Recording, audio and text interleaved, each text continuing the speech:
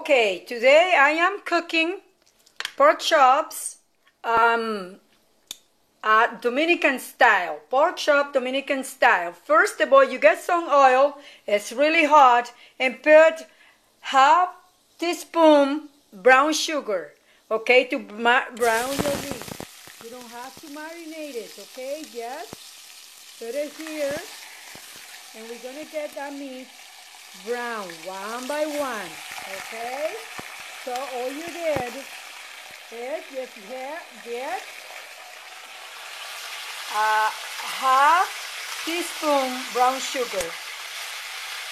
Then you don't marinate your meat. So then what you're going to use after your meat is brown, nice golden brown, you're going to use a better oregano, 1 teaspoon salt, half teaspoon pepper, and half teaspoon chili powder. Okay? Then you use 3 or 4 cloves of garlic, and I also put a little bit of coriander or cilantro, and that's all you need. Then after that, you will get some 2 teaspoons tomato paste. Okay, 2 teaspoons tomato paste, and then you put your tomato paste in here with all the seasoning I have talked to you before.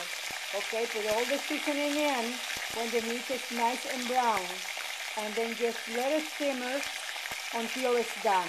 Okay, 3 pork chops.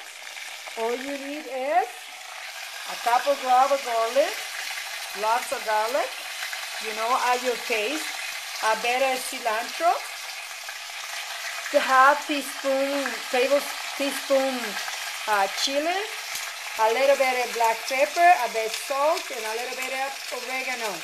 And to brown your meat in hot oil, you're going to put just a little bit, a half teaspoon brown sugar, and that's it.